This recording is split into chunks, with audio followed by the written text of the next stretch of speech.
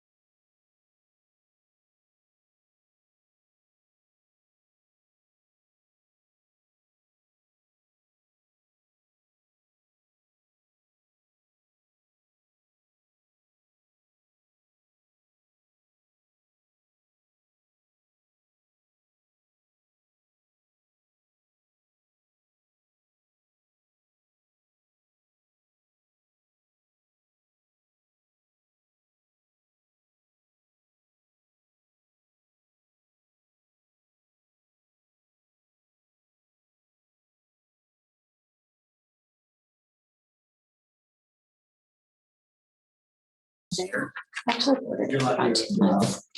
Thank you. I ordered it in 2 months and kept all the recipes. Okay.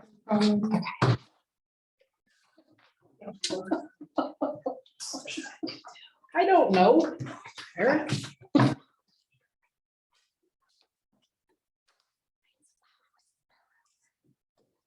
Okay. You up, Jamie? No, I'm up for what? Oh, no, I'm No, not, but we'll get it I'm on okay. time. I'll figure it out. We can, I was waiting on Okay, I'm ready. you. You ready? Okay. All right, we'll go ahead and call this meeting to order. Please rise for the pledge. I pledge allegiance to the flag of the United States of America and to the republic for which it stands, one nation, under God, indivisible, with liberty and justice for all. Roll call. Jamie Bailey, board member. Jody Thompson, board member. Bernadette Bauer, board member. Stephanie Smith, board member. Brian Cristelli, board member. Chris Nesmith, superintendent. Julie Moore, staff. Katie Gallagher, staff. Marilyn Curl, staff. Lisa Arnold, staff. Wendy Belden, staff. Eric Smith, staff. Ms. Wilson, staff. Special guest, Miss Little Miss Smith. Okay. Approval of board meeting minutes for March 23rd, 2022. I'll make a motion for the approval of board meeting minutes from March 23rd, 2022. I'll second. Go ahead, Jamie. I'll second that. Okay, and a motion made and seconded. Is there any discussion? All in favor? Aye. Opposed? Motion carries. Okay, we have a few letters going on, so I do the hire letters for Kristen Lozelle, Zeke Mueller, and Katie O'Hagan. Well, dear Elma School Board, as the athletic director, I'd like to recommend the hiring of Kristen Lozelle as the Elma Middle School head track coach. Kristen currently works for the Raymond and South Bend school districts as a substitute teacher. Kristen brings a dominant athletic background to our district. She competed in the high school track and was a state placer all 4 years in hurdle competitions. She continued her athletic journey by going on to compete on the Eastern Washington University track and field team. Kristen graduated from Eastern in theater and has a deep passion for extravagant costume design and sewing. She has a very outgoing attitude, which would be great for our middle-aged students. And she understands the importance of introductory skill development, which is necessary to have student athletes grow in the 7 to 12 program. I feel confident recommending Kristen for the coaching position for the 21-22 season. Respectfully, Jane Allaire. Zeke Mueller. As the athletic director, I'd like to recommend the hiring of Zeke Mueller as the Elma Middle School Assistant Track Coach. Zeke is a 2020 graduate of Elma High School, and during COVID, he was employed as a para tutor at Elma Middle School. He currently works downtown at his family's insurance company as an agent. Zeke has never officially coached before, but he is an avid golfer, snow skier, hunter, and almost anything active that is outside. Last year, I supervised him at the middle school, and he did a great job interacting with students and staff, having to do many types of duties around COVID safety. He has a very calm nature and is respected as a role model by the students. Zeke will be a great fit for the assistant role because of his easygoing nature and safety awareness.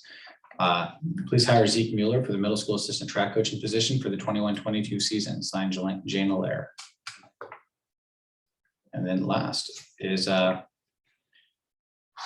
Katie O'Hagan. So to Superintendent Nesmith and the Elma School Board members, this letter is to recommend that Katie O'Hagan be approved to fill the temporary for 21-22 school year 6.5-hour middle school special education paraeducator position. Katie was one of 2 applicants that the team has interviewed for this position and was unanimously agreed upon as the best candidate for the position. This will be Katie's first position in a public school setting, but has had numerous positions where she has worked with children overseas in orphanages and as a Sunday school teacher and as a mother of 2. Katie brings a very upbeat, positive attitude and willingness to learn attitude to the position. She is excited to be given this opportunity. Is looking forward to working with students with special needs. The interview team, consisting of Sunshine Perry, Sherry Leon, and Stacy Rocky, requests that the board approve the hire of Katie O'Hagan for the middle school special education para position for the remainder of the 21-22 school year at the start date of 3/30/22.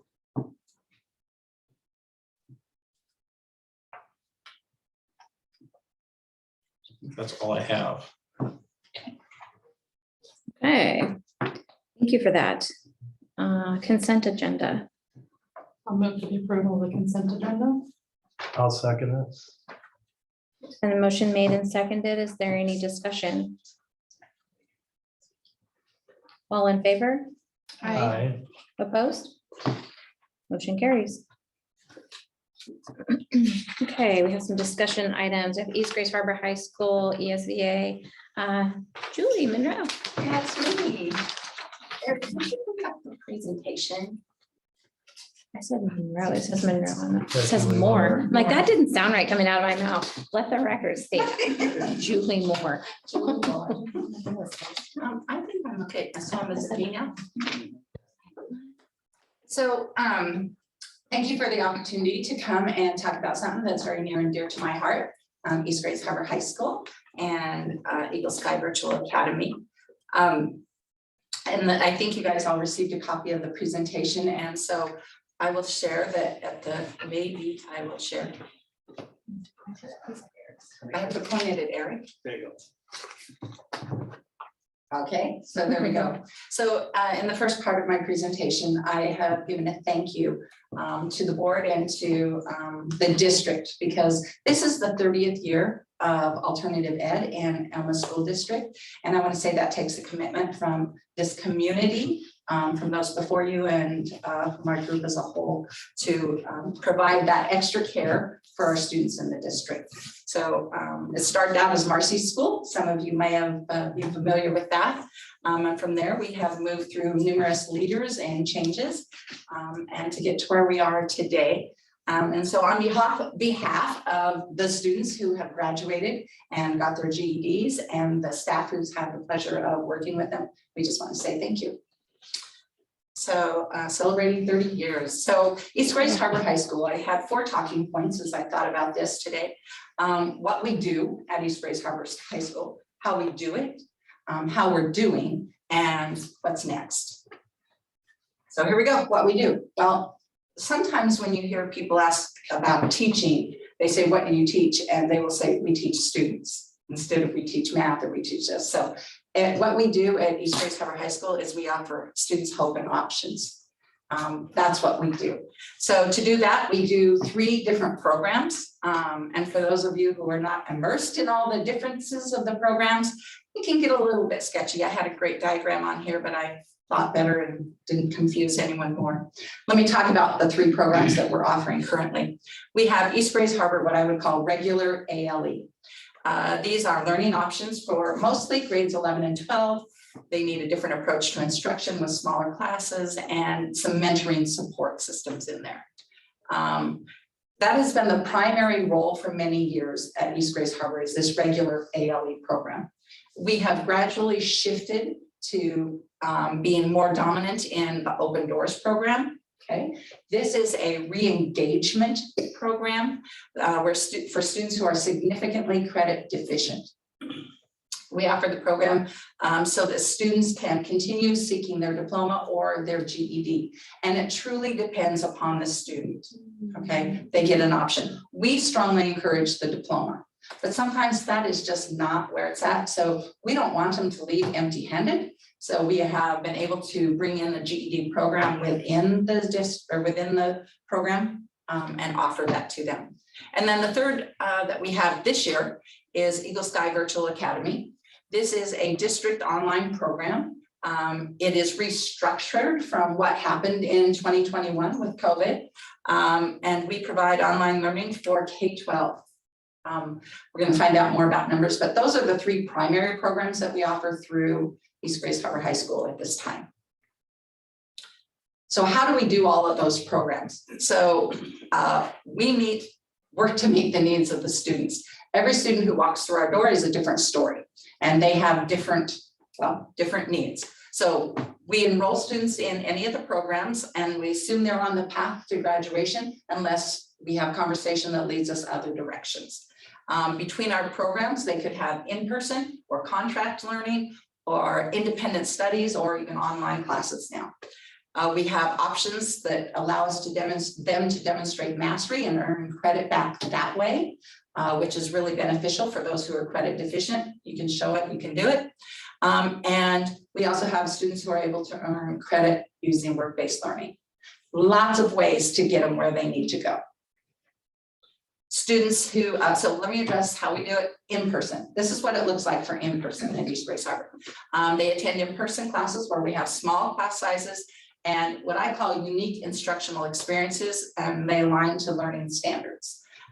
They participate with staff in SEL and career-connected options. You're going to see that in a little bit. And the other thing we do to support our in-person instruction, because attendance is an issue, is that their classwork is posted on Google Classroom, so they have access to it as well. Okay. Here's a glimpse. This is my grandma brag book. Okay, mine got a little carried away. Sorry, it's okay. This is how 21-22 has looked for in-person instruction. We started the year with a ramp-up activity for students in August. And the ramp-up activity was a 3-day event where they went to Mount St. Helens. First day they went in and learned about it. One of the science areas was, wait for it, plate tectonics, I think is how you say it. That's not my area. And we tied the history of it, and English was tied to it, and math as well. They learned how fast their pace was, how much water they would need to take to go on the hike. All kinds of components went into this. Second day, they went on a road trip, day trip up to Mount St. Helens, which for many of our students, they don't get those opportunities. And then finally on the third day, they came back and rounded up what they had learned, reflected, and then did some application about it. So wait, there we go. This is what it looked like. You can see Mount St. Helens and them going for a walk, pointing out things. There we go. There's my brag book. In November, they went another experience activity. I'm sure you know what that looks like in a classroom, so I'm not focusing on what them sitting at a table kind of thing. You'll see what those. Here's some of the extra ones. They went to Kennedy Creek and had to do with salmon spawning. Yep, you hit the play. Thank you. Watershed and the forest. Look how rich this forest looks right around here. They depend on these fish. These fish are part of that. Right. Oh, now, oh, watch right here, folks. That's a big female, and the male just quivered. See that big male, the two right there? See him quiver? Watch, let's see if he does that. Most people never get to see that. That one was doing it. Was he? Okay. That means they're actually mating. Well, that's we think that's the male signaling to the female, saying, I'm right Okay. here. I'm ready if you're ready. Okay. Yeah. And that's really neat to get to see that. Now see, there's this sort of crossover fishing. See where the Alright. big guy is kind of moving over and across her body? And that's some of that signaling saying, are you ready to lay your eggs yet? That's the crossover swim fish. That's the best I've seen this year. You guys are here at the right date. Is that one dead or alive? Which one? The one here? Yeah, the Probably one still alive, unless they're really over on their side like this. They're still alive. There's that one right there that's still alive. Yeah, just looks like. So you can see they had a tour guide who was guiding them through the Kennedy trip experience, okay? Then in December, they went to America's Car Museum, which is right next to the Tacoma Dome, if you didn't know that. They talked about the industrial manufacturing and the historical piece of the timeline of Ford, et cetera, and all of that moving forward. They talked about, tied it in with environmental science, and that production was a really positive experience. And again, students who haven't had these times, but tied into standards nonetheless. Okay. Next. There we go. In January, they went out to the SATSA and worked with Racewater Conservation Agency, I believe is what it's called. And they planted seedlings and such there. Got a little bit muddy, not too bad, but they gave back once again. Okay, next. So here is some of the things that happened besides just those field trip looks. You can see molecule discussion. They took a walk. This was a walk from the building down to a creek near the freeway. Leadership time, we put together baskets. We put food bowl baskets together each year. And you can see Ms. Stegner working with the students in test prep. So preparing for the GED or some other component. Next. Yep, wait, I'm doing it. I'm trying. I'm clicking and it's like, Nope. oh, wait, my back. I can do backwards. There we go. So we have a garden out front. If you drive by, you'll see the boxes. We bring the food in. They grow. They're very excited for the vegetables that they grow. I'm telling you, it's exciting stuff. We have some work that's happening with solar energy. And of course, what would be normal would be a field trip up to the hill, right? And they were looking at energy source things that are going on up there. So this is a little bit different instructional piece, but this is part of the independent study. Can you, yeah, thank you. And it's quick. Hi, Randy. Hello. Can you tell me what you're doing? I am drawing an anime character for math points. An anime character for math class? Yes. How does it tie into math? I had to measure how big the paper would be, and I had to measure each space of the square. So it's to scale? Yes. Gotcha. So that's a little bit a look at how alternative ed is. So she is doing mathematics and she's doing art at the same time. And you saw the results on the wall. It was pretty awesome that she got it there. Pretty good, huh? Yeah. And off an image from her phone. So that's just another way. Okay, so how we do it, still in person. We had an advisory shift. I'm sure you've heard about Core Flex through other programs, etc. So this year, my staff decided to be very purposeful with our advisory time. Mondays, we literally play board games. And I have to tell you, I think it's been one of the best things that we've done. Bringing our kids back out of social isolation into social interaction, and they can play, and we've got some pretty good cribbage players and some chess players, and we have taught them a variety of games, and they look forward to it. And it's like, man, they're playing games. No, they're doing math. In fact, I have one student, she says, is this a math game? Which checks into the other room next door. Say, yes, it is. Come on in. Tuesdays, they work very specifically on high school and beyond. Wednesdays are personal growth things like from TED Talks, and we have tied in words for them to grow with and think about. And then Thursdays, they do get some specific time for work and catch up if they need it. It's available. Independent study. So students in these courses need to be independent and self-managing. They check in with us literally once a week, maybe more if they need it, but they get their work, they go do it, they bring it back, we check it, they do it again the next week. They've got other things going on in their life, so it doesn't fit into the 8 to 5 schedule. They do it on their own, and they're responsible for doing it. And they can be doing those while doing regular classes as well. So maybe they attend first and second period and they're gone the rest of the day because they're working independently. After hours, we have a special program that we run on Wednesdays and Fridays, which are called after hours. And these are students who are working, they come in, most of them are working for their GED. We have a few who just do their contract time with us on that time. But this is where the majority of the GED efforts come from. Online instruction, this is Eagle Sky Virtual Academy. Okay, we started this new ALE program this year. We are what's called an affiliate program, teaming with Accelerate Education. They are the people who provide the platform for our instruction and the teachers, because we're an affiliate. They are providing the instructional support for it. Our students, we serve K-12. They're from our district, and we have out-of-district students as well. And they are guided, they are ALE students, and they are required to meet the regular state requirements and accountability. They're coming in on Fridays this month. We're starting this week for testing at the high school level. Then they'll be attending the elementary and middle school for their testing sessions. Those grades will be. So they follow everything else that we have to do. It's been an interesting journey. We have, I think I get to those numbers. So that's how we do it. So I've said what we do and how we do, and this is how we're doing. So this is my opinion. Every student that we graduate is a victory for Elma School District.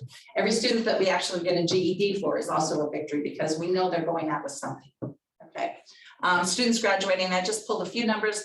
2020, we had 26 graduates. Last year, 20 graduates, and we're looking at 16 to 18 this year. Earning GEDs, we had 4 who earned their GEDs last year. 1 has completed it this year, and 3 others that we are really believing they're going to get. And right now we have 18 students that are employed. Those are pretty good successes. Eagle Sky Virtual Academy, at the time I did this, we have 85 students enrolled. You can see the numbers: 14 K5, 25 6A, 46 were 9 to 12. These are students, not full-time FTE, but students. 22 are out of district, and 5 of those students are going to graduate. I don't have anyone that's a senior that's not graduating. Okay. So we're good there. So that's a pretty good number for a kickoff. I have to tell you, this has been a very rapid journey on that Eagle Sky Virtual. But it's been beneficial for our district and for others. We're doing well enough that we were featured as an exemplary program at the 2022 WALA conference. Regarding the Open Doors program. We're going to see if we can get it to go. It wasn't working, but here we go. Before you push this, please know that this was just a conversation and they recorded. So not formalized. Go. We do a great job with getting kids graduated. Open Doors has done that for us. If kids fall off the edges, the Open Doors gives us the chance to bring them back gently. I have lots of kids who deal with high anxiety. And so this week, one of my students has had a reason every day why she couldn't come in. Now she's contacting me every day telling me why she can't come in, but I don't have to worry that I'm not going to meet a number. That is one of the reliefs that the Open Doors program allows, by that not being impacted or criticized the graduation rate, and having that hang over my head that I'm harming my district by helping kids community, because with a little bit more time, these kids are coming in and getting their opportunity to be able to say, I'm a high school graduate, and they go forward. And you know what? We love on these kids enough that yesterday, 2 days ago, actually, a 20-year-old walked back in our door because he's been gone since the early part of his senior year. He dropped out and went, but he knew we were here, and he wants to get his GED so he can go in the military. So he's in doing math yesterday. So when I think about what Open Doors can do, realize it as an opportunity. You know, that it just is an opportunity for more time. And I look at my kids and they mature a little bit slower than some. They get there, but just not on this timeline. They're here on this timeline, and they need to come back to trust adults first. That healing has to happen because most of them are broken, and they're broken by adults one way or another. And so Open Doors allows us the extra time to let them heal without having to add to their "you're a failure," so we can get them to that successful point. I want to clarify, I feel a little uncomfortable calling my students broken, but inside their hearts a lot of times is what I was referring to in that piece. So I don't see my kids as broken. So Sorry about the sneezing. That's okay. So that was pretty awesome for us to have that shared at the thing, even though is that it? Okay. So I hope you can see that what I feel is outstanding work that's happening at East Grace Harbor High School. But in truth, even with all our successes, we have areas to make improvements. Our enrollment has decreased in general. We have students who are still exiting the program before they've completed something. We still have dropouts. And we have students who graduate or earn their GEDs and aren't making enough money to live on independently. And so there is room for growth. And that leads right into what Mr. Nesmith has talked about and what things we need to do. But even though we're doing good things for kids, we can do more. So what's next is we're going to make some adjustments to support the needs of students, which is what East Grace Harbor does. Instruction will be shifting to be even more cross-curricular, mastery-based, student-centered projects. That's the intention. We're working to develop a partnership with JobSource to support the Open Doors students to improve employability skills and options while earning their diplomas or GEDs. And we are partnering with Arizona State University to offer online dual credit courses to all Elma high school students, not just Elma High School, but East Grace Harbor or whoever, the whole district's high school students. So those are some of the changes that are coming. This is a draft of what it seems to be looking like, which you guys got. It's a little more defined on here. You can see where we've got East Grace Harbor, we've got Eagle Sky Virtual Academy, we've got the Open Doors, and then we've got regular with the ASU, small class. There's a lot of stuff happening here. It's very busy, very intricate, very connected, and it's well blended. So thank you again for the support that you have done for alternative learning. I hope you see what we do, how we do it, how we're doing, and what's next. Thank you, Julie.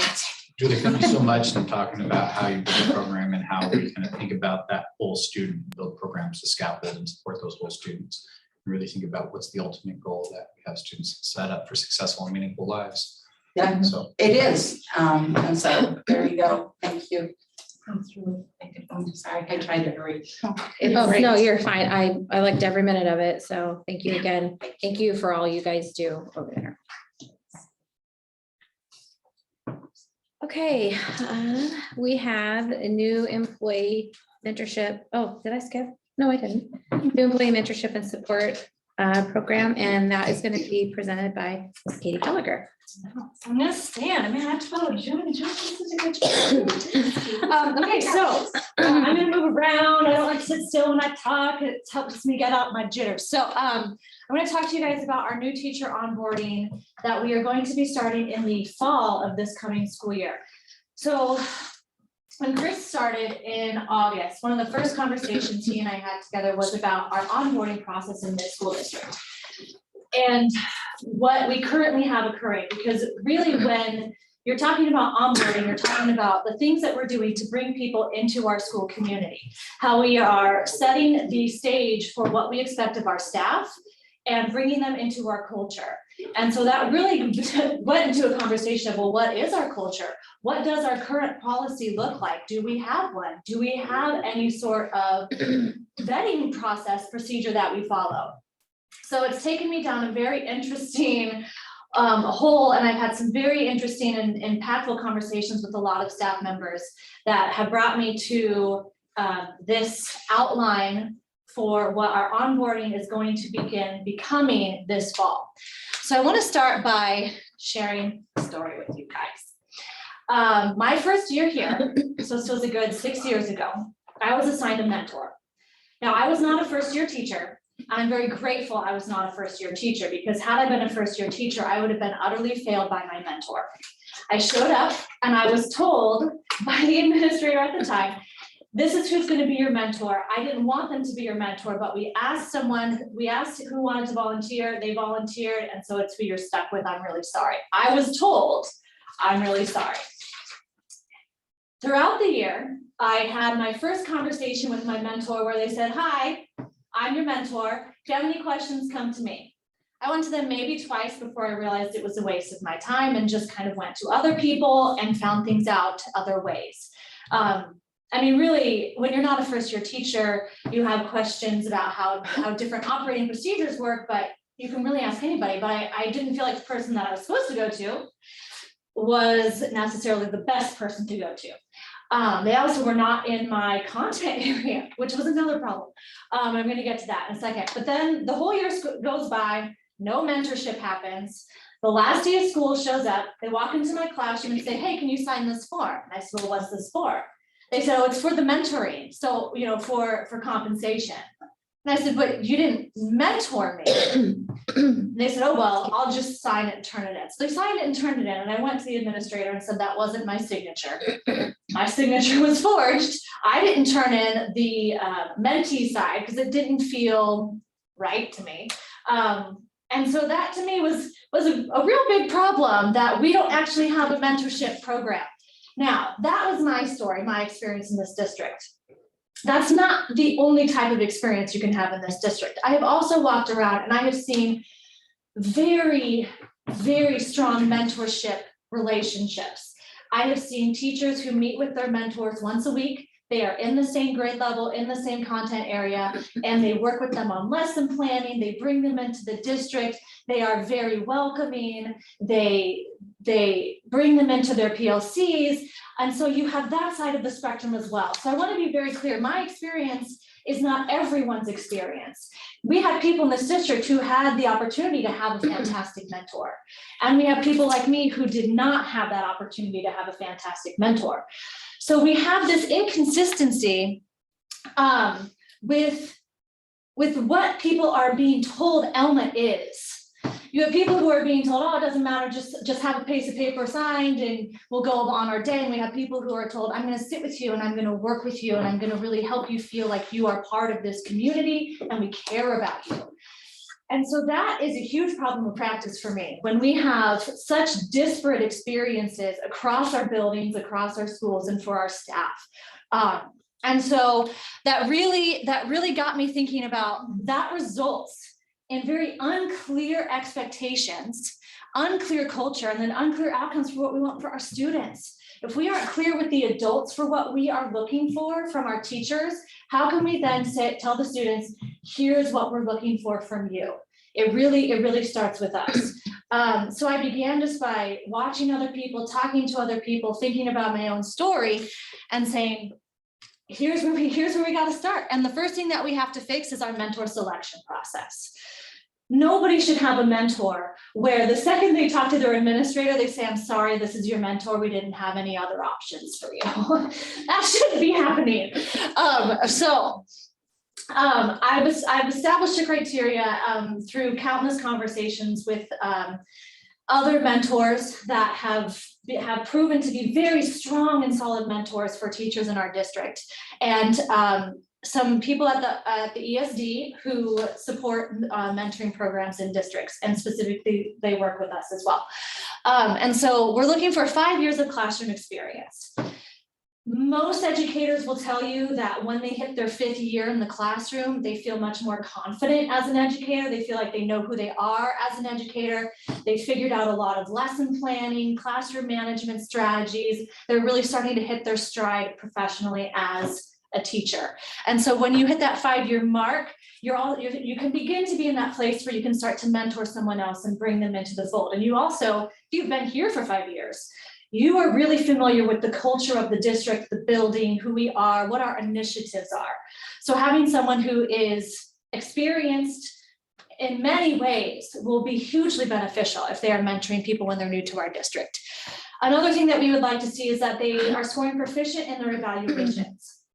If we have people who are not scoring proficient in their evaluations, how are they going to help someone who's new to this district, especially a new teacher, through the process of our TPEP evaluation? That is not an easy evaluation process. It is very, I don't want to say taxing, but it's very exact. It's very specific. It requires a lot of a teacher.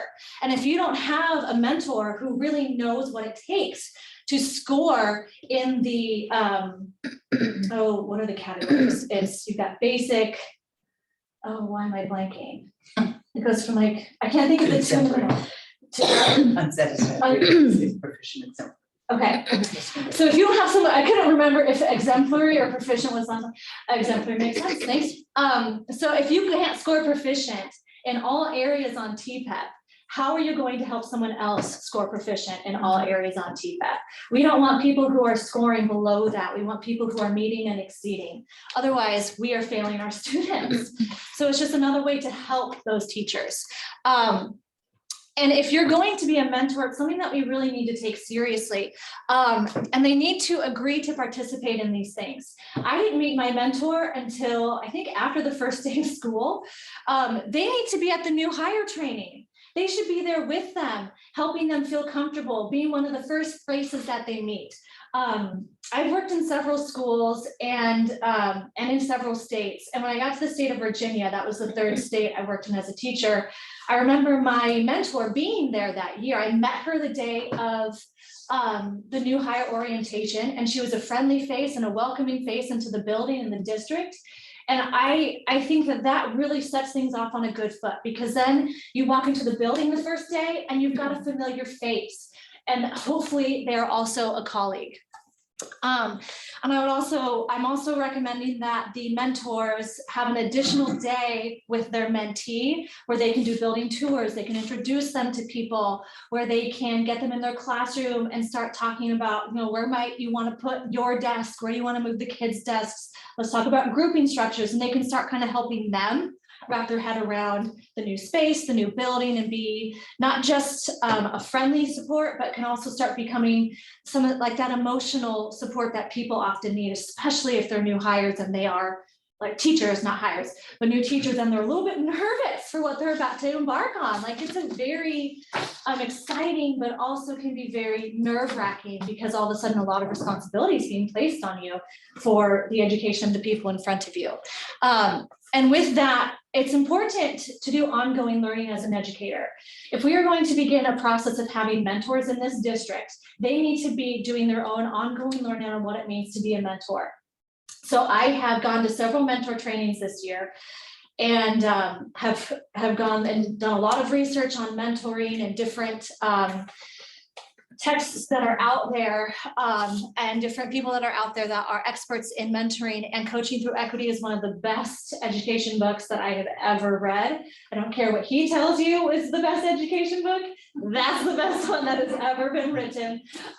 She's fantastic. Her insights on mentoring, the author I've never found such a valuable tool that I was able to use this year in my work with student teachers. So I've kind of practiced some of the things that she gives in the book so that if I'm going to be leading this work with mentors, I can say, here's how I've used this as a resource. How can we use it together moving forward? And so I want to have monthly meetings with these mentors to go through how we become better mentors, how we coach them through the TPET process, and how we can be observational coaches in the classroom. We don't have enough people who coach us in the room. Think about all the people in our lives who have coached us in our new jobs, but yet we get to school and they go, okay, you should know what to do, right? And they shut the door and they go to their room. Well, a new teacher might still want someone who comes in and helps them and says, hey, did you notice that little Johnny over here was really lost? And you were really trying hard, but what can you do to make sure little Johnny over here is struggling? Because they can help teach you how to notice those things when they're able to be in there working with you. So kind of what those coaching observations can look like. And that way it kind of gives those new teachers an opportunity to have someone kind of help them before they are then evaluated using TPET. Because let me tell you, it's very intimidating when that administrator sits in there and you've never had someone kind of talk you through what your teaching looks like and how to help you improve and then works with you on it consistently. And then with that, there's going to be work that they have to do with their mentees, where they check in with their mentees regularly. They do coaching observations, debriefs, lesson planning. They're an active part of bringing them into the district and using the instructional strategies that we want them to be using, which I'm going to get to. I'm jumping ahead of myself. But a lot of this is going to come down to a program called BEST. So this grant came out, kind of started right before COVID, wasn't it in like 2018? So BEST stands for Beginner Educator Support Team. So this is specifically for new teachers, but it's such good work that I really want every mentor that we have for new teachers and new hires to be trained under the BEST program. So that way it doesn't matter if you're a new hire or a new teacher, you're getting the same robust mentoring experience. We are all qualified and competent mentors, and that's really what this program is geared towards doing. So the goal is for all of the mentors to be BEST trained, and so OSPI hosts several trainings throughout the year. We have a round of trainings that are coming up in May and June that I'm hoping the people who are interested in being mentors will be able to go through at the start of the school year. If they aren't able to do so, but they are interested in mentoring and meet the qualifications, there will be training opportunities in the fall. So long as they are working towards it and are part of the process, that's what we're looking for this first year and to grow out from there. Now, I want to talk a little bit about the BEST program because I really like it.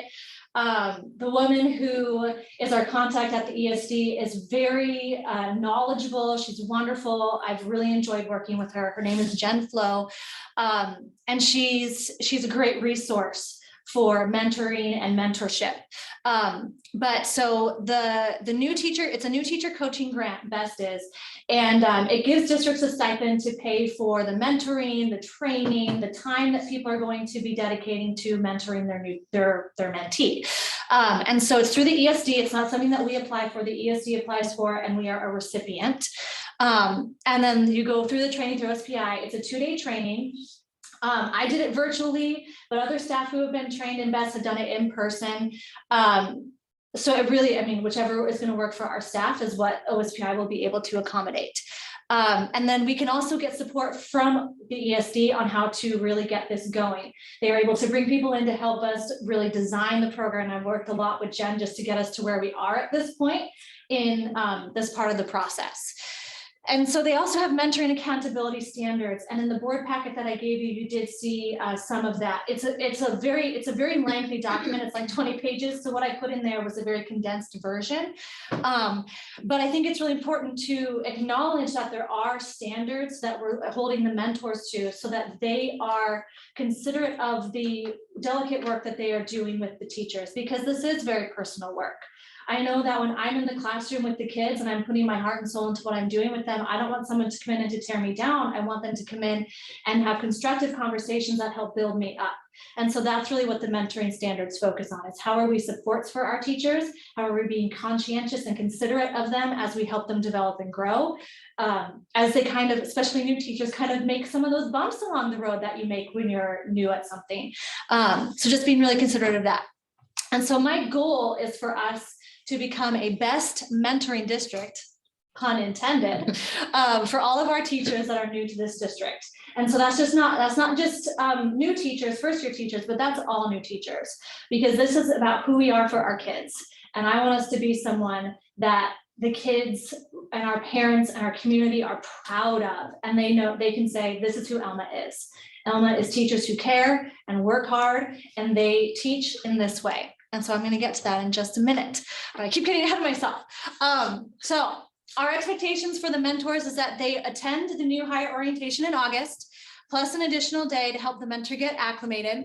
They support them during Summer Institute. And so all of the new hires during Summer Institute will kind of have a mirrored Summer Institute experience that's a bit more personal and intensive, where they're kind of together going through the same material, but just in a more private setting where they can get some of their questions answered, where it's not this big overwhelming group that's an information dump, but it's a bit more at a slower pace. And there's things that our onboarding crew this fall will be doing with some of our initiative work around mastery-based learning and UDL and social emotional and career and college readiness and pre-K readiness, got them all. Because it's a lot that they're going to be jumping into, and as new hires, they can be part of the work moving the district forward. I mean, why hold them back from that? Let's bring them into that. So there's going to be a lot of pieces that they're going to be doing.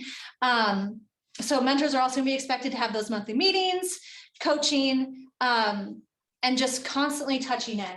It's so that we make sure that we are being very intentional in how we support our staff.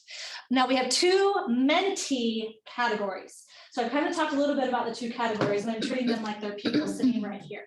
So we have like our first year teacher, our new hire. So our first year teacher has never been a teacher before. Our new hire teacher they could have been teaching for any number of years. It's just not their first year in Elma. It's just not their first year teaching, it's their first year in Elma. There we go. So our first year teachers will receive the following support. So the BEST program supports teachers for the first 3 years of their teaching career. So the first year is the most intensive, and we're going to begin year 1 in the fall. So anyone who is their first year teaching will be a first year mentor under BEST. And it's a pretty intensive program. There's a lot of coaching observations. There's a lot of collaboration with your mentor. There's a lot of professional development.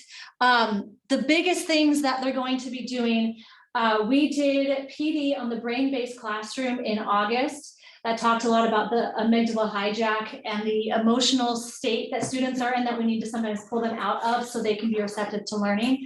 That's the bulk of the PD that we're going to start with our new hires, because I think it's really important that we address how we get them to be receptive to learning first and foremost. And a lot of that's really, and that ties into the relationship building piece in the classroom. So that really goes well together. They also are going to be involved in getting on board with our mastery-based learning. I don't know how much Chris has shared about the Empower system, but it's going to be about getting into Empower. It's going to be about becoming familiar with universal design and how we are, our tier 1 is for everyone. We are not just teaching to the few who get it, but we are teaching to everyone. And what does that look like? How do we differentiate our instruction in order to meet all of those needs? We're going to be talking social emotional. And then kind of depending on where they are, if they're more in the elementary or the secondary side, depends on where the pre-K and college readiness will be emphasized. Because there's kind of different needs based on where you might be across the K-12 spectrum. Now, a new hire, so anyone who it's just their first year in Elma, but they have experience teaching elsewhere, they will still get a mentor. This mentor will still have gone through BEST training, but it's not as robust as the new teachers, because they've been in the classroom before. They might be really good at classroom management. They might come with this wealth of their own experience that we could learn from as well. But they will have mentorship for a year, just like what we currently do. They will be involved in the PD on the brain-based classroom as well, because it's really valuable. Even if it's not your first year teaching, it's always valuable to continue to learn and grow and to think about ways to improve. And that was a very valuable read for me, and then the training itself was very impactful. And a lot of teachers still reference that training at this point in the school year, which I don't know how many of you talk to teachers about training that happened in August and April, but that's very rare. Usually they're like, what happened in August? But that was a training that really left an impression on them. And so they will still meet monthly with their mentor, but those meetings will be a little bit different. It might be over building norms, like when it gets to be time for conferences or when grades are due. So it might have more to do with like logistics and how the building approaches certain cultures or traditions. Like at the high school, when it's time for homecoming, they might, tell them what's going on for that and get them excited and be like, let's get involved. And then they will also receive training on our district initiatives under mastery-based, CEL, UDL, pre-K, and career and college readiness. So they'll be part of that work also.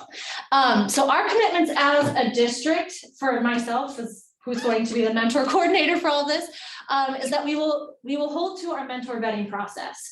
We're no longer going to have the first come, first serve gets to be the mentor from someone, and it's just a random luck of the draw, or you get the best experience of your life. We're gonna have an intentional process. We're gonna try to put people with a good fit. There will be accountability for the mentor. They can't just slide a piece of paper across the table at you at the end of the year and say, hey, please sign this. There's going to be regular check-ins where you show that you are meeting. I know in the board packet, you saw that there are forms that they will be filling out with the mentor as they go on different reflections. That they will then be sharing with me as they go, so that it's not just a box that they're checking, but a relationship that they are building.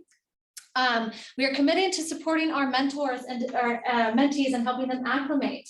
It's the worst feeling in the world to feel like you aren't being welcomed into your new work environment, because we spend a lot of our lives at work, and we are here because we want to be good at what we do. People don't just fall into teaching. They go into it because they have a passion for it and they want to do it and be good at it. And so part of that is helping them feel like they can be and helping them be successful. And we want to ensure that we have implementation of our focus areas. These things don't just happen by accident. They happen because we intentionally do them. Mastery-based learning isn't happening because Chris said, I want it to happen. It's happening because we are doing the work to learn about it, to put in a program, to educate our teachers, to get our teachers using it, not just looking at it, but using it. UDL isn't happening just because we've said, oh, it's a nice little acronym. It's because we are researching it. We are networking with people who have done UDL, and we are figuring out how it aligns with mastery-based learning. We are actively doing the work. It's not just giving it lip service. And then we're just going to allow the program to grow and adjust as needed. This is going to be year one next year. And so I can't predict what will work, what won't work, what needs to be changed, what needs to be modified. So we need to be committed to allowing ourselves to learn and grow and adjust as we go through this process. And I think that's it. Do you guys have any questions? I do. Yes. Would this program be available this fall to someone that, say, wasn't hired this year, but last year, but they didn't receive the same type of mentoring that they feel like they could have benefited from? Ooh, that is a good question. Well, we would probably, I guess how you define them. So if there's somebody hired who's in the 3-year process, they'd already be qualified for the best system. Yes. So then they would just move into, or probably capture anybody who's new to the profession. Okay. And then just probably take a second bite of the apple of anybody who's within their first 3 years of teaching. Yes. I think we will get better, and you'll notice in Katie's attachments, she has handbooks now that will provide staff. So it's going to be more defined, like, where do I find this and what do I have? So we have resources kind of going beyond, here's a key, here's your classroom, and have at it. So I think teachers needing support that are not new to the profession, but are beyond their first year, will have better resources to put out more help. And I think as we get more publications ready, those can get pushed out probably for almost anybody. We might find out we have teachers that have been here for 5 years who are going, I have no clue. I was wondering how you did that. Yeah, and I think it's beneficial when you're gonna find some people that maybe didn't want to raise their hand, but now that they see this coming, they're like, yeah, I really need to be a part of this. And this will be a process. I think once we put some document in people's hands, the best thing is, you're always kind of nervous of criticism, but the best thing that'll happen for us is someone will come back and be like, hey, I could have really used this information, or I could have used this. And then we'll start getting a much more robust mentorship system over time as we get the feedback. I mean, we have incredible teachers here in Elma. And I think the best thing we can do for the new people we're bringing into Elma is to connect the new people we're bringing into Elma with the incredible people we have already here. I mean, that's just the best gift we can give. And I think we have a lot are about ready to retire that are really good. And I'd like to get as much knowledge from them as possible to groom the next generation of teachers before they retire. So we're constantly improving and building off the great things that are already happening. And that's really, I think, the best gift. Some of our teachers that are really kind of, at the end of their career, the best gift that we could get from them would be, how can we get everything great from that teacher into our new generation of teachers? So. Yeah, and I'm hoping to grow small, and that's an eventual hope. Like, a lot of districts have instructional coaching for every teacher. I think if we start small and really intentional, I'd like to get to that point. Yeah. That's my goal. Great. Well, I just want to commend you, because it's one of the things that I personally have, one of the reasons I got on the board is because I do feel at times in the past, we have failed some of our new promising teachers, and which ultimately we're failing our students in that. So I'm excited for this. And I'm also had a question about when substitute teachers are coming into our district, are we giving them some sort of mentorship orientation, when they come in, of the do's and don'ts, and kind of welcome to our district? And because I know that we've, not just our district, but all districts have been struggling with substitute teachers, but I think that they're critical to the educational process, and it's important to We need to have attract an them. onboarding process for our subs as well. We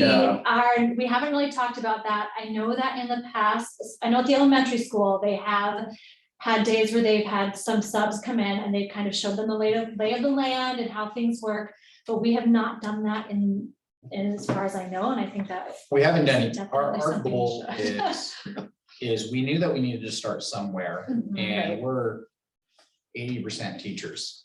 And we felt that if we're going to start with onboarding, we needed to start with teachers. But it's really not just, this isn't where we plan on ending it. And I think I said that back when we talked about this originally in August. I think we need to also do this for our coaches. So coaches, athletic coaches, substitutes. I mean, we're looking at a system across the board, classified employees, how we're bringing classified employees, even if you're a bus driver, just kind of knowing. And I think Caleb's already done that internally, but how can we leverage that across the district and value all of our employees? So I think to say that just doing this we're not going to only do this for our teaching staff. Just teaching staff is the biggest population of employees we have. So for us, that made the most amount of sense on where we would start.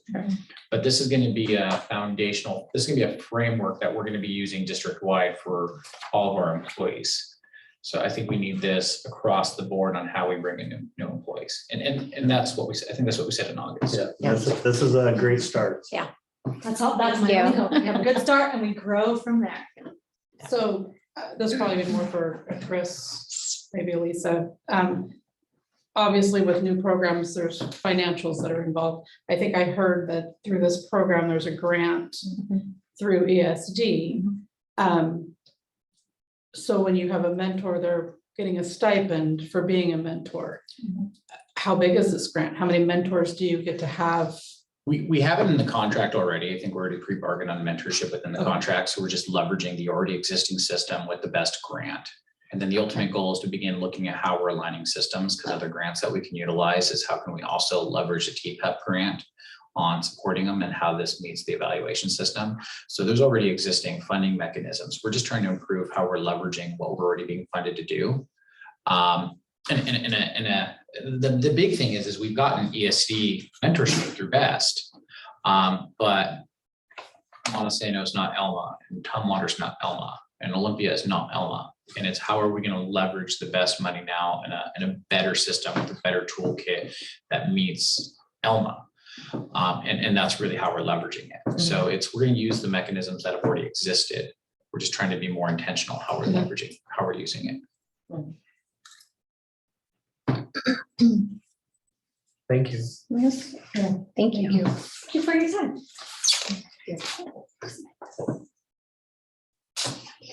Okay, we have WASDA regional meeting, April 25th, 2020 in Shelton. So that's open for WASDA. If you're interested in going, 2 can go. Tuesday or Thursday? I believe it's a Monday. Oh, gosh. So 2 of you can go if you'd like to. I felt it was easier to figure it out here because we can't group text message you. And sometimes I have to like call each one of you individually till I find out which 2 want to go. And I felt it might be easier to just find out which 2 would like to go now. What time is it? So like at 6 or 6:30? Is it in the evening? Yeah. Like it 6:30 normally in the is? evening. The elementary school. Yeah, Who's raising their hand? I have to work. Of so- course you do. Good I job, know, I Ryan. work all the time. Protect and serve. Serving and protect. I know you are. I can go to that one. It's like one of the first in-person ones too. I think they. It is. This one's been rescheduled twice already. So this Oh, is yeah, for- because it's from 6 to 8:30. I already had it in here from prior. Yeah. Okay. So it was already on your calendar? I had it in my calendar already. Been sent an invitation, an email, and I accepted it. So, when I prompted my So it phone, sounds like you're just pre-filled it. So it looks like I'm going. Looks like Buddy, you Jody can are you go. just gonna meet there? Okay. After or No, straight after? I work at home now. Oh, we'll ride together. Okay. It's a date. It's a school date on a school night. Easy, and so Candace and I will work through the registrations. And that was it. I just had it on, I felt, as opposed to my emails and coordinating, it was easier. I needed to fill one more day of my week, so might as well. Okay, communications and comments. Anybody from ETO? EESP? ECOPA? Admin?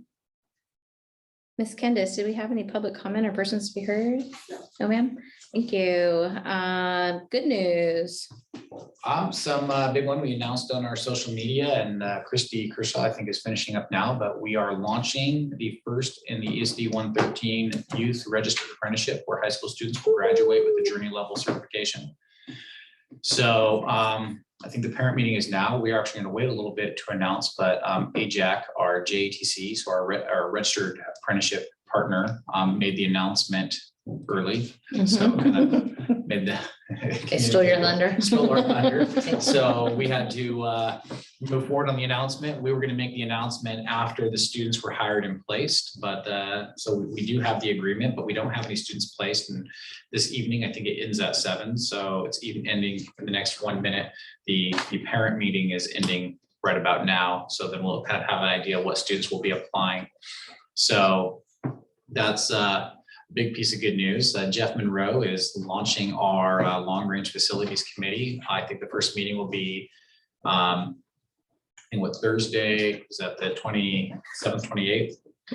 28th. So I think Jeff's first, Thursday, the 28th. So it'll be the day after our board meeting on his update. So we have we're moving forward on our long range facilities community plans on.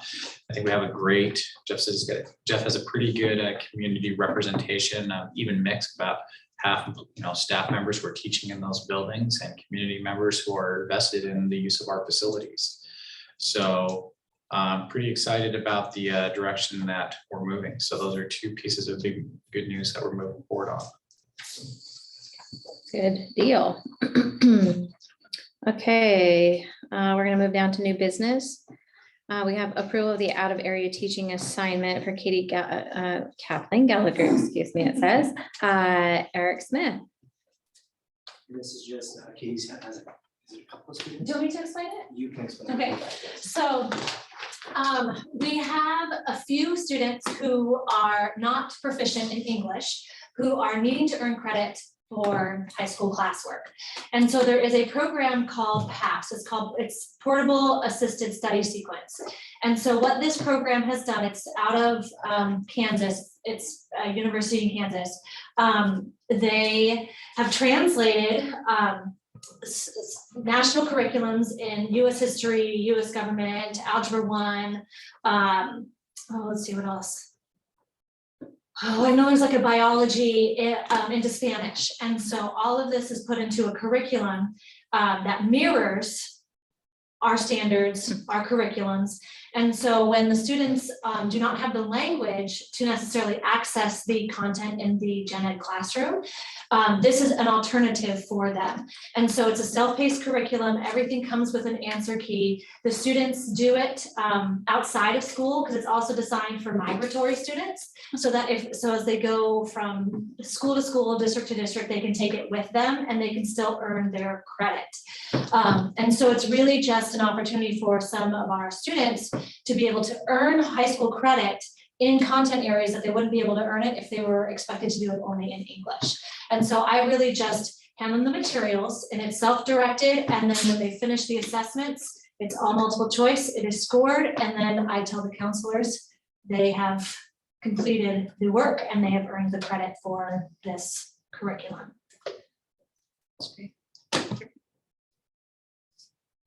There's 3 students.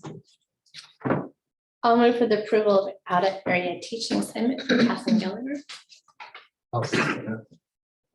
It's been a motion made and seconded. Is there any discussion? All in favor? Aye. Opposed? Motion carries. Okay, approval of the fall dance drill booster fundraiser. One's on here.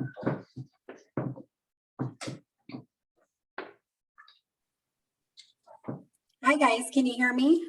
Hi, yeah, good evening. Hi, thanks for listening to me tonight. I am just wanting to try and get approved for some car washes at the high school this summer.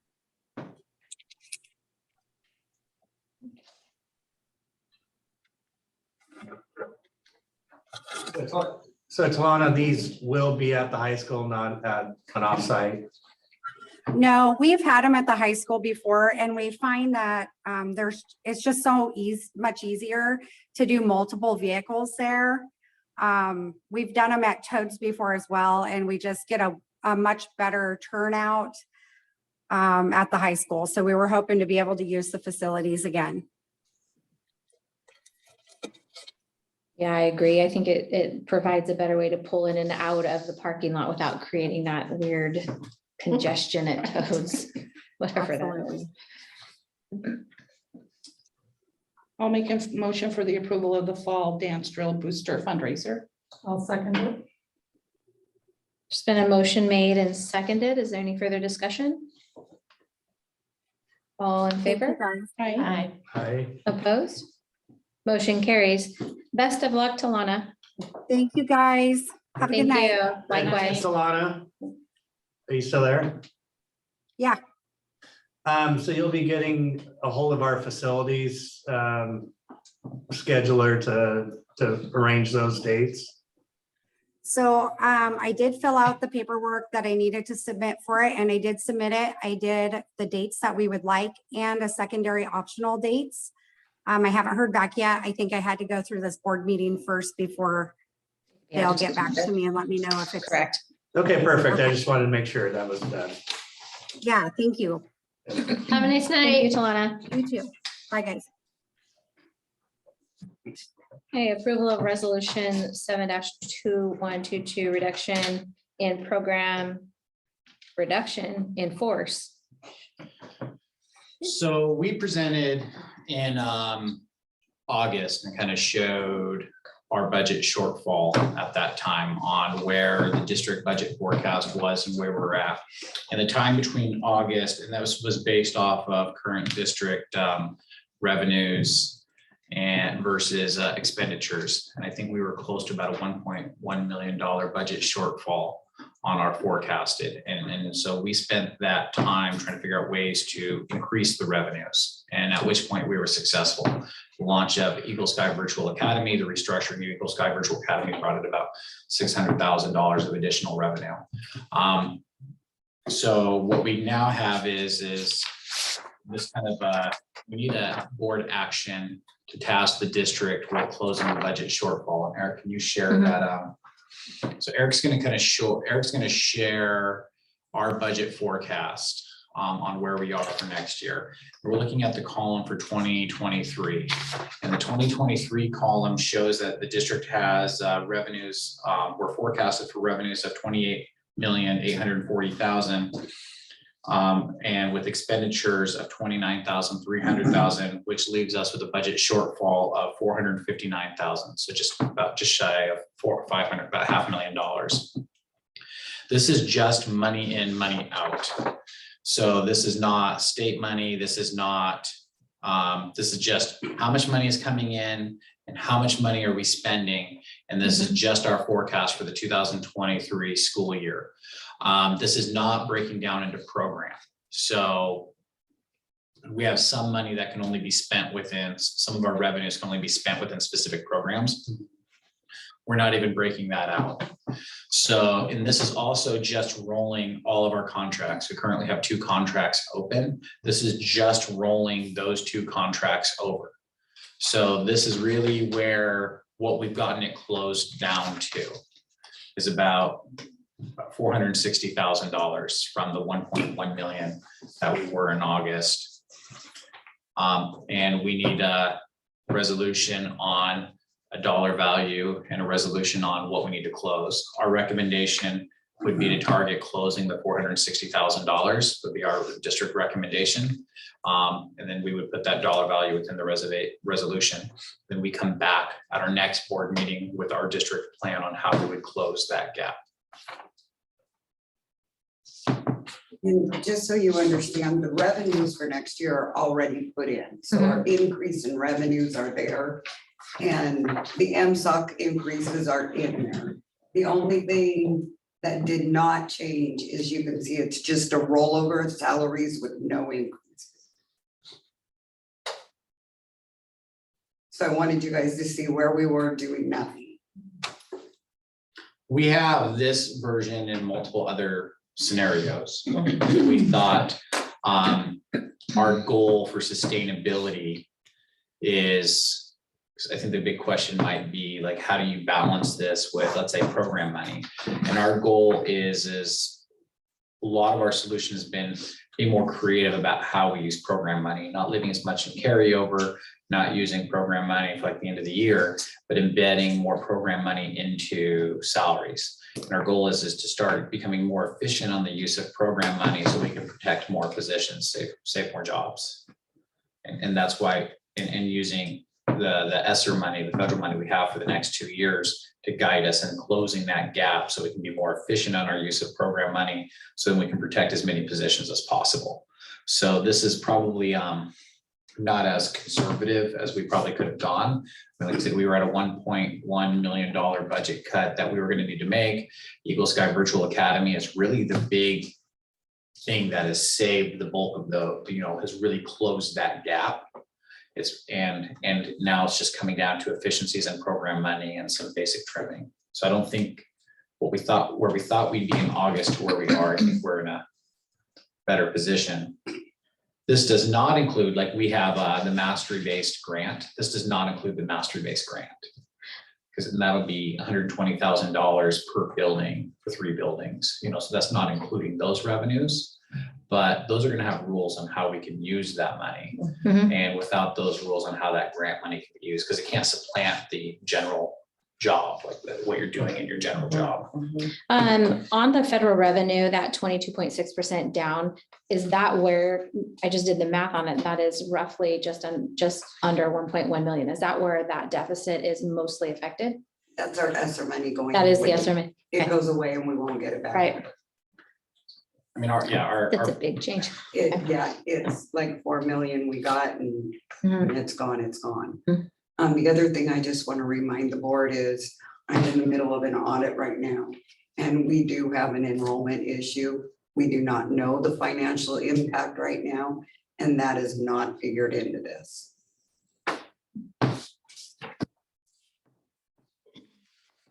So Chris, are you asking us, I guess I'm kind of confused on what are you, with this resolution, you're asking for a reduction in force for the 22-23 school year, That's not the 21-22 Yes, school year. 2022-23 school year. Okay, because when I'm reading it, it says, I prepare a 21-22 22 operating, but it should say Yeah, 22-23. should say that. Okay, okay. I Okay, was- thank you. Yeah, because it says 21, 22 everywhere. Okay, okay. So I'm like, what? like, how We're not do we do doing it that? this year, we're doing it next. So this is, you're asking for a resolution. If we have to, you know, after budget's worked, if we have to do a reduction in force to get within our spending authority. I'm asking for a resolution to task us to To close do that this. $460,000 gap. Got it. And then at our next board meeting, we will present our proposed plan. plan on how we can close that gap. Got it. And this was just a boilerplate you guys gave us on here. This isn't, this, you fix the numbers, obviously. Yeah, it's based upon what recommendation numbers, because we have other scenarios if you'd like to see other scenarios. No, I'm referring to the dates on this. Oh, yes. yes. Okay. So would we, this is a learning curve. I know it's, I didn't say only 460, that is not an only, but looking at moving forward, though, it grows really quickly in the wrong direction. Right. Is there a stronger course correction that needs to happen sooner, or is that? I think our plan right now is to try to carry ourselves to launch more revenue generating programs. Okay. See if we can generate more revenue. So Julie presented on how we'll be building a partnership with the WDC. Will a partnership through WorkSource and will a partnership through like the Arizona State University online system begin retaining? I mean, we lose about 60 FTE to running start. We feel that Arizona State University college credits are more transferable to more universities than Grace Harbor College credit. So we can actually offer a more transferable, transferability of credit. Part of that money is part of our ESSER money is going to go to launch the TK program. As Greg presented his TK program. Can the TK program begin generating enrollment to offset that? So we're in a unique position where we have federal money to kind of hold the district up to launch more revenue generating programs, which will capture, have more enrollment. And the idea is that as we're improving our educational program, our family and communities will see the benefit of improving our educational program, which will drive more enrollment and in turn, Improving our product should increase our bids. revenue. Yeah, improving our product increases our revenue. And I hate to talk about a school district as though we're a business, but so just forgive me for talking about a school district as though it's a business, but speaking about a school district as a business, as our community and families are more happy with the product we're delivering, more students come to the school district, more revenues we generate. So launching dual credit programs, launching a TK program, launching a full registered apprenticeship. We'll be the only school district in the entire ESD where you can get a Journey certification while you're in high school. That's not available in Montesano. It's not available in North Thurston. It's not available in Olympia. It's not available in Tumwater. It's not available in any school district in this ESD. You can only earn your Journey certification in Elma. So as a program like that, going to also in turn help generate more enrollment, or is that going to be ideal to families saying, hey, I want my student to have these options and these opportunities. So can we begin moving in the right direction? And because we have the ESSER, which is a unique situation, but can we do it with the ESSER money, get programs stood up and see if we can begin turning some of those enrollment programs around? Okay. I just need, this isn't a bad thing because it's on expenditures and it's a reduction, but can you walk me through why we would go from having an expenditure? Do we have a debt that we've paid down from 7 million to a 34% reduction to 4.9 million for our 2024's projection? How do we fall 3 million in expected expenditures? That's how much is going away in ESSER in expenditures. You have the revenue. and That's how it ties in. It goes away on Okay, both thank sides. you. I couldn't make the loop. Thank you. So It means anything that we're holding on ESSER is being held on soft money. Yep. So Okay. we either we have 2 years to see if we have good enough ideas to begin meeting the needs of our community, to begin turning our enrollment around, which turns our revenues around. So again, so a good example is the online school. We stood up our online school under ESSER. It's now generating enrollment. We'll no longer have ESSER To support that. to support the online school. But at that point, is the online school, is Eagle Sky Virtual Academy now self-sustaining? And if we Right. get Eagle Sky Virtual Academy to a position where it's Right. self-sustaining. Right. It'd be the same thing with TK and the other programs that we're gonna try to stand up with our Right. ESSER fund. So the idea is using ESSER as a jumpstart investment to return revenues. So if we're standing somebody, like putting an employee on soft money, Right. so we're gonna have employees on soft money, but if we have employees on soft money, can that generate revenue again? That now that employee is no longer on soft money, that employee will actually have a sustainable position. Right. And that's our goal. Best case scenario, we cut this 460 and it works. We have students coming to Elma because our educational program is the best in the ESD 113. Why would, and we're in a good position. Right. Thank you. And the only other thing I'd like to say is the amount you put in there could change by the 27th as that enrollment audit issue come through. Right. And so another You're amount. better to would go be- high then, Low. right? Right. You're better to put that Yeah. down higher. Jody, I'm looking at your smart brain. Well, I mean, you could always put it higher. It doesn't mean it's gonna come true.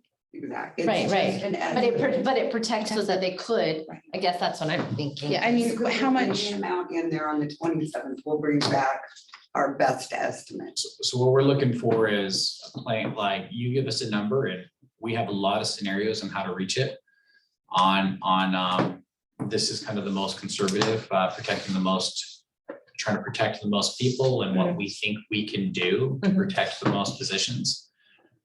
So that's where we landed on the 460. But again, if you'd like to see some other scenarios, Lisa has other scenarios that we can show you. And anytime any of you guys would like to come in and meet and go over, I'm more than willing to go over where I'm at, what I'm doing, so you can see it program by program even. Okay. See, and for me, I'm just wondering if, because looking at 2024, you're at almost $600,000. So I'm wondering if we make the resolution to split that number. I mean, that is a higher number, but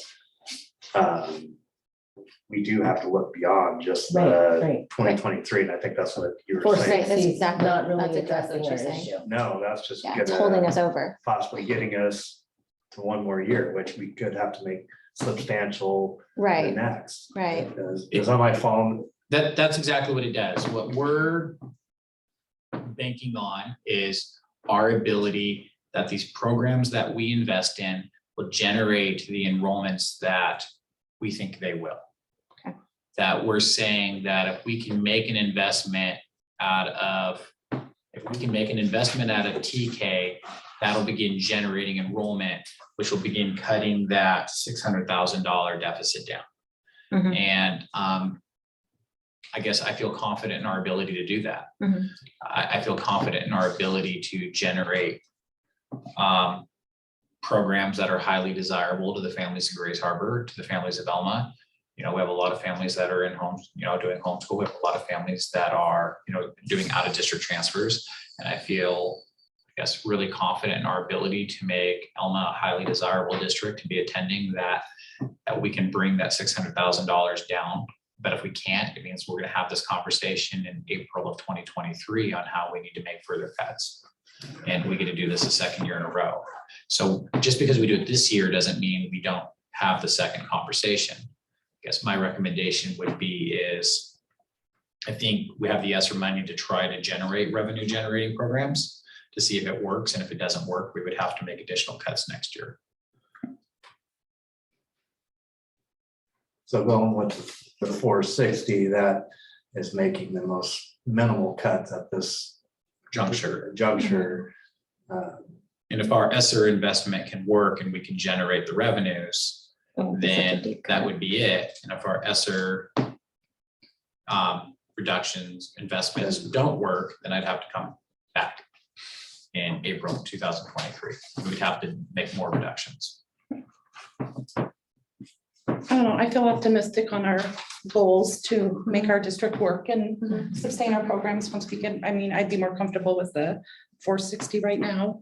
And having to to- take a steeper cut. Yeah, I mean, we always have to look at budgets every year anyways, so it's not like, I mean, hopefully we'll be in a different place next year and hopefully our enrollment issue won't be too huge. I mean, we could round it up to 500,000 to give you a little bit of a grace period, depending on, if you think we're gonna have a That's recovery. kind of where I was leaning So- towards, is that 5. That 5 feels like it gives. Do you think it's gonna be that much of a, do we know yet? Do we know how many I do not. FTE? Okay. Eric and I will Cautiously. be self-reporting your roads. Okay. Okay. I mean, if we I went mean, around. I don't want to cut anything out of it, but clearly we have to, so, you know, Right.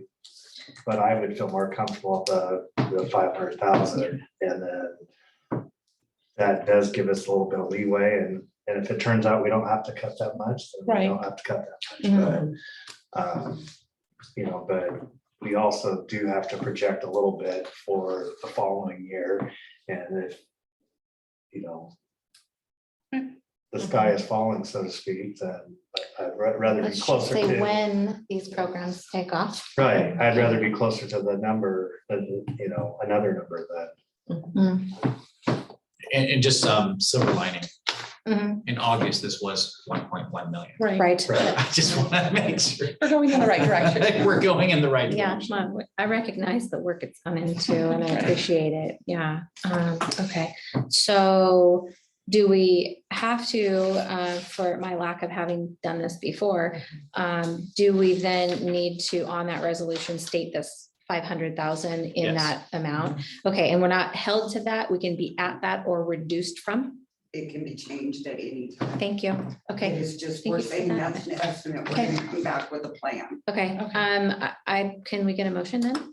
I think we need a discussion need to to have discussion to amend to amend what? the resolution to add, Oh, okay, probably amend the dates and add 500,000. okay, And then we would need another vote on approving the final resolution. okay. And is it still gonna be the same resolution number, because it's.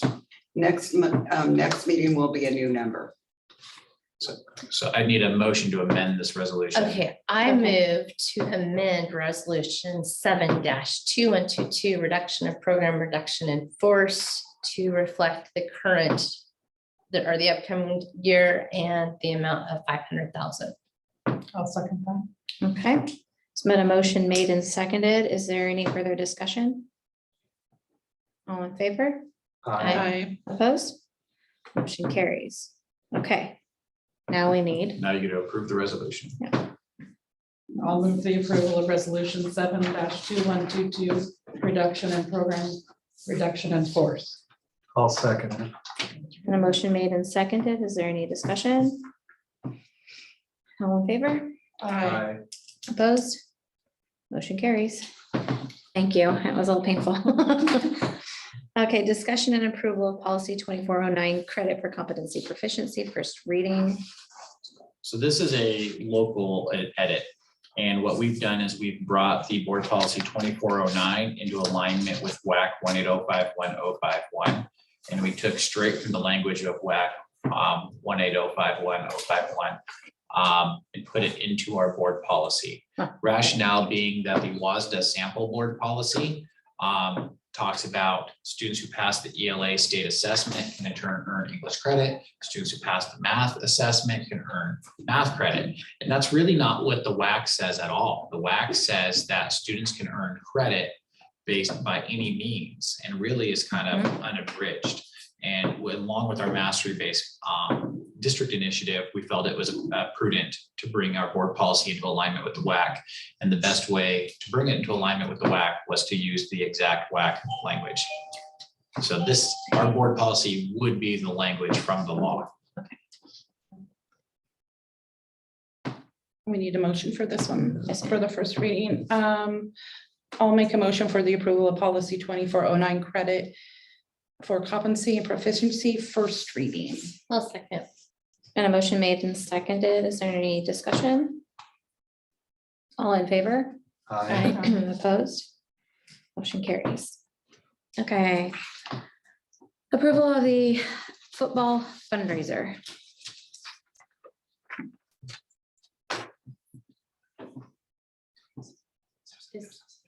Is Ron on?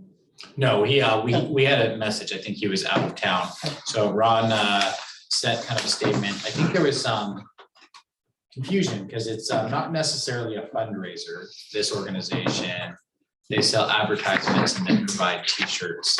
And I think it was looking for clarification on the process if we're to engage with an organization that provides t-shirts. They provide t-shirts, but there's no revenues generated for the district or a booster. And having a question will obviously, having received the email and an actual phone call from this gal prior to having had this brought to the board on Elma School District letterhead, kind of threw me for a spin, first and foremost. And secondly, I have a hard time looking at the price of these ads for $200, $300, $400, $600, $1,200. They're asking for people in our community for 100 shirts to be given to our community. I mean, I feel like our community dollars could better support our kids and fund our kids in a much broader way than a total for-profit company that's bringing 100 t-shirts. I agree with what Bernadette is saying. I'm going to take it a little bit further. Through the years, obviously, I've had my share of working with booster clubs and working with coaches. This coming to us in this format, I'm not exactly sure that this is something that the board would even approve because it's a coach bringing it. It should go to the ASB and be approved. If I'm thinking correctly, it should go to an ASB and be approved through an ASB because it's the coach doing it. The booster club, I was actually called by one of our community members, a businessman, when these phone calls started going out, and he was a little upset that he got the call and thought it was a scam. And so when I reached out to the booster president, there was no knowledge from the boosters of what was going on. So I have concerns with that. The other concern I have is that this is a third-party company soliciting our businesses in our town, and it's giving our businesses a sour taste right now. And our businesses have been more than generous in supporting our programs. And I think that if we're going to do something like this, that the boosters should go out and talk to businesses and create their own shirt and get the revenue for it. As far as, this company could sell, I don't know, 10 ads at $1,200, maybe probably not that much but what I'm saying is that there's going to be an X amount of dollars that this company is going to get that this program's not even going to see.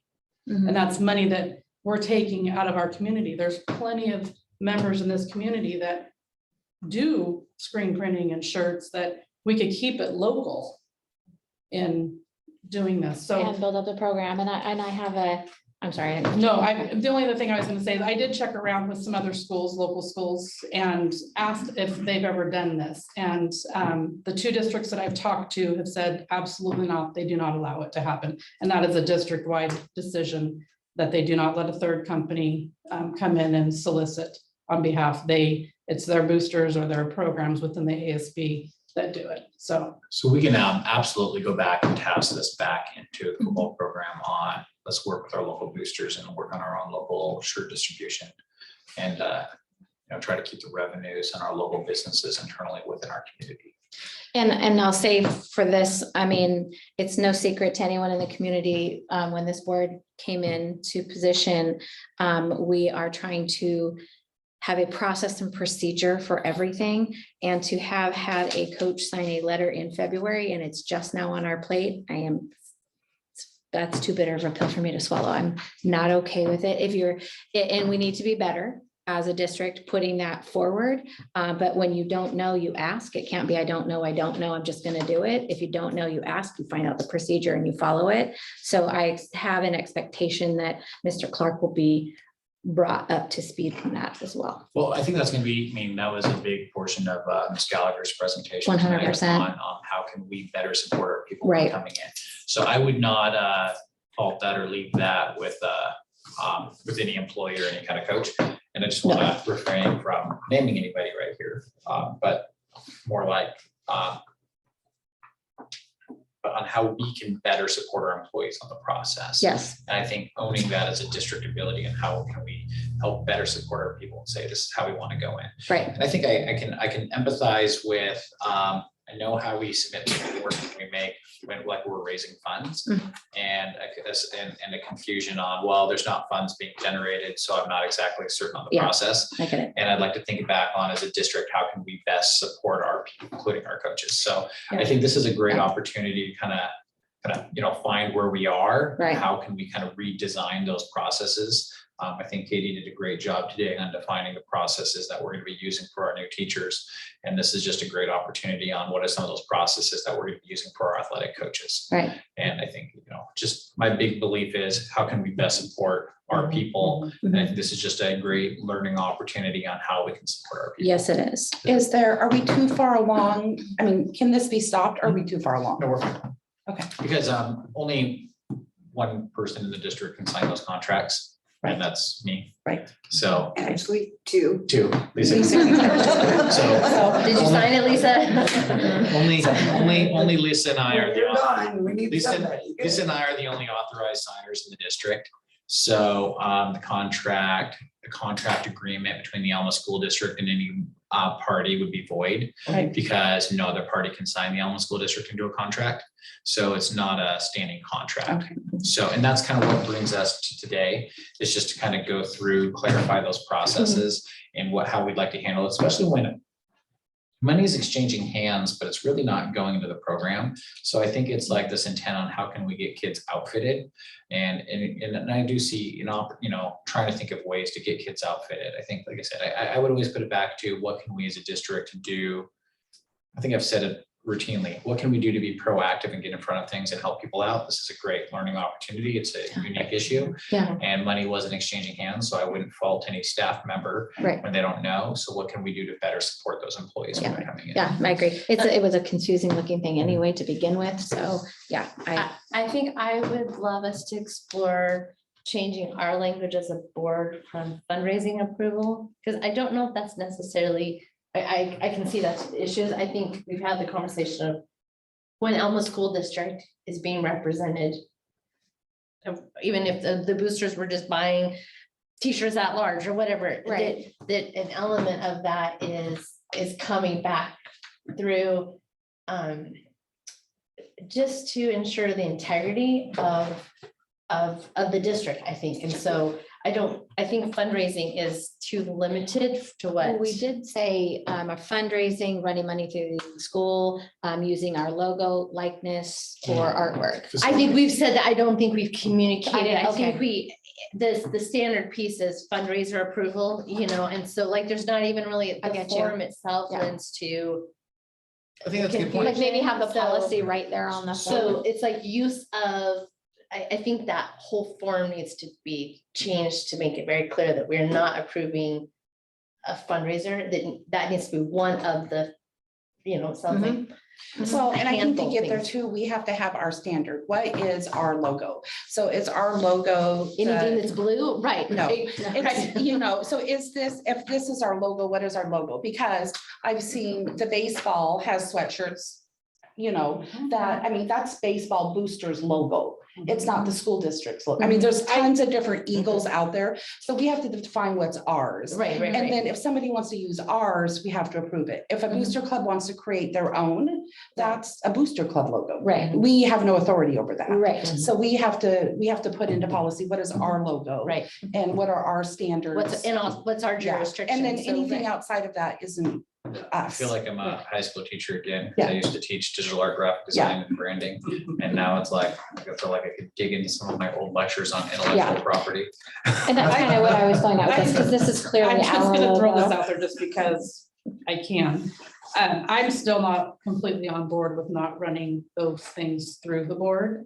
Only because even like, we're gonna take baseball as an example, that logo that they have now, they're still representing Elma High School. I'm with Jamie in that. But it's not our logo. It's not our logo, but Right. there's still a representation that they are an Elma High School student. I think if nothing else, I guess my heart would be that out of professional courtesy, there shouldn't be a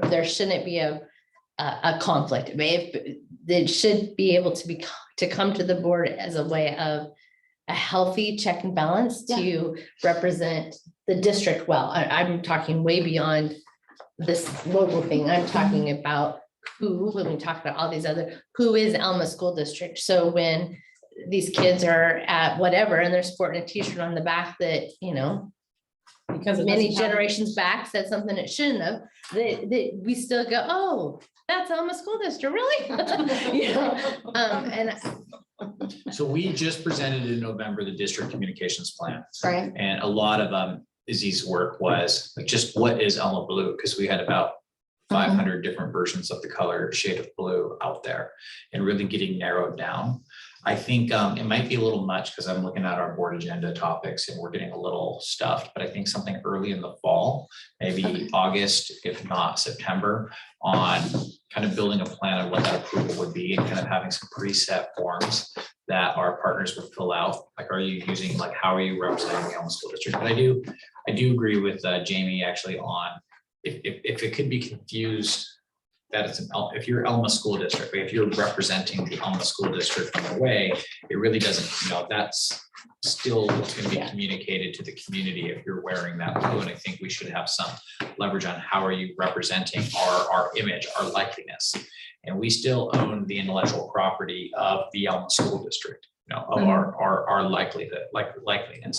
So unless somebody is representing the Elma School District within satire, they don't really have a right to take ownership of our livelihood.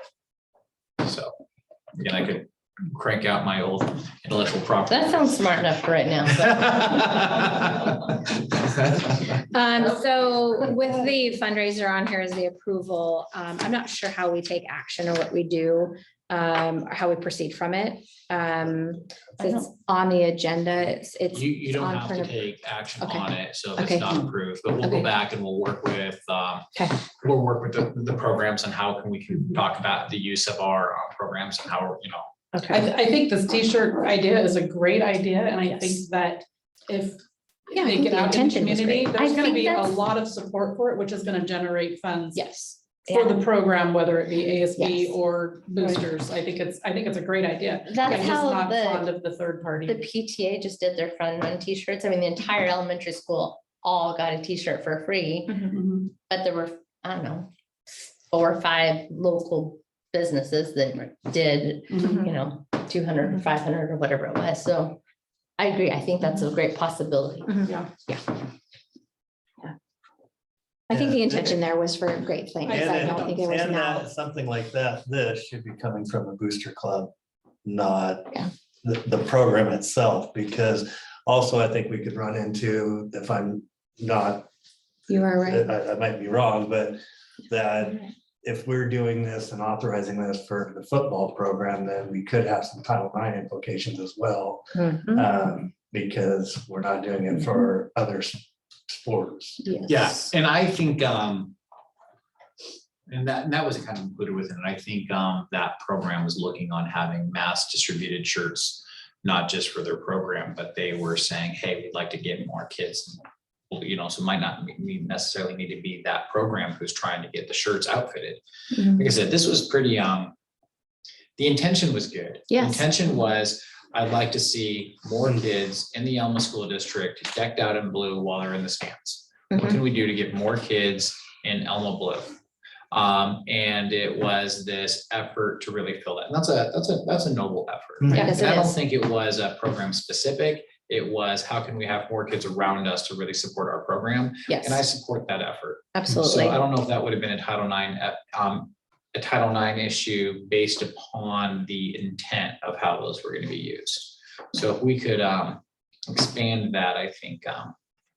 I think, like I said, I think it's a great idea, and I think that somebody in that program should run with it, but I would like to see it stay local, yeah, with shirt makers and. We had contacts within the Elma PTA to kind of find out how Surely. the Elma PTA was able to figure it out. I mean, there's 400 kids at Elma High School. We have more at the elementary school. Almost double. So. And I like the idea of engaging more kids and getting them excited. I mean, throwing blue t-shirts into a pep assembly. Right. I think is a great idea. I'd even throw a couple. And it's free swag. I'm all about the kids being involved, so. Okay, is there anything else on this issue for now? Okay, superintendent report. It's kind of hard with my good news and my good news report and the superintendent report, but I always kind of burn up a lot of my superintendent report and the good news. Would you like to combine those? I'd probably like to eventually start combining. Okay. those. Save time, save space. We have a lot of things coming up on the board meetings, and I think it's just trying to have more people come learn what's going on within our school district. I think our next presentation is our facilities project updates. And then May 11th is going to be our next update on our data dashboards. And we've got, pretty excited about the data that we have coming out. And graduation plan. Graduation plans. I'm gonna say something about that just really quick. Yeah. On the graduation plans. Has the contracts been signed with the fairgrounds yet? Has that been taken care I of? think it's all booked and everything has been, It has been? yeah, we're all booked, we're all set up. Those were, I think, Wendy's kind of good. hang on, going, was it February you asked us to do it? Yes. Last time you asked me to do it, I think it was that day, it was all taken care of, like the Okay. next day. So you asked me to do it. According to Rod, it wasn't, but okay. Was As it? long as it's done now, I'm okay with it.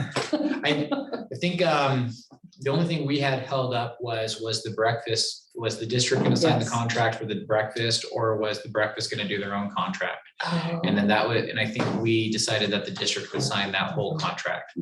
And that was so I guess that's why it wasn't taken care of the next day. We had to get that piece of information. So it was taken care of the following week after we got an answer on that. Yeah, thank you. That just made me a little nervous when I was heard that, no, we haven't heard nothing about graduation yet. I'm like, whoa, wait a minute. We always do graduation there when we can. Obviously, we're coming back after 2 years. They said that recently? I hope not. Jeff, hang on, we might have to unmute Jeff Monroe. I'm gonna say within the last 6 weeks. Oh, that's a long time frame. Well, That was a long time what's frame. 6 weeks? Heck. But Jeff Monroe is on our meeting, so. Dogs have litters and I can It was say, it was actually just prior to the comedy show that we hosted, because I was doing some contract stuff with Rob then, and that's when it was brought Okay, up. well, that's not 6 I know. weeks. so I see Jeff on our, Perfect. I see Jeff is on our attendance list, so I know that he'll call, but Okay. my understanding is that was all taken care of. I trust that it is.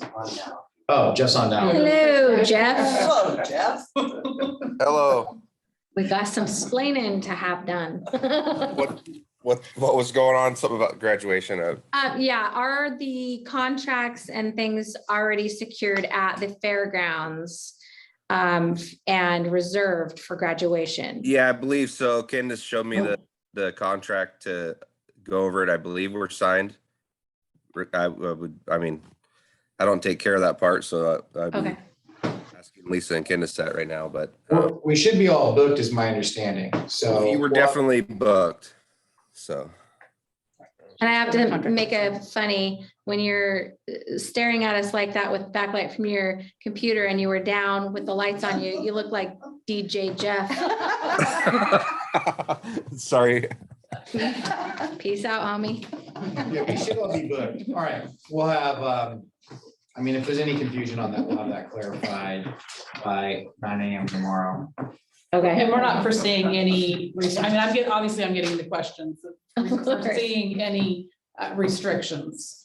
No, actually, you know what? That's actually a good piece. I should have, I emailed that. You should have before. led with that. I should have led with that on my good news. It was voted on today Yeah. that vaccines will not be mandatory to Yeah. attend school. So vaccines are not mandatory. I think I was in our ESD superintendent meeting this morning, and there was a lot of anxiety of superintendents on how that was going to be communicated to their communities, Is that only for students though? students, staff. Doesn't change anything. for Does not staff. change staff. Okay. Because the staff is a governor's Emergency. emergency Mhm. order, and all of that still fits with Okay. under the governor's emergency order for staff. So we have no control over that. Okay. And the state was really, really clear. That's a governor emergency order. It's a totally separate law. It's a totally separate legal requirement. Okay. And he hasn't released his emergency order. Not yet. fully. No, Okay. I just wanted to clarify if somebody was listening, it might have, I was I appreciate that. thinking all of a sudden it was So I will, everybody I will wide. use that as my last board, my superintendent report item. I don't know if Delaney's here tonight. Delaney's I not didn't see her. I here. didn't think she was sent gonna be me an here email. tonight. She's playing softball tonight. They didn't cancel? I don't know. I think she had practice and then they had the Oh. FFA blue and gold bash. Yep. At the high school. Okay, well, we're gonna go ahead and excuse Miss Delaney. And that brings us down to the end of our meeting. We do not have any executive session tonight. So with that, can I get a motion? I make a motion that we adjourn the meeting. I second it. There's been a motion made and seconded. All in favor? Aye. Opposed? Motion carries. Thank you. Adjourned. Thank you. Before I forget. Yes. Our safe and sober party.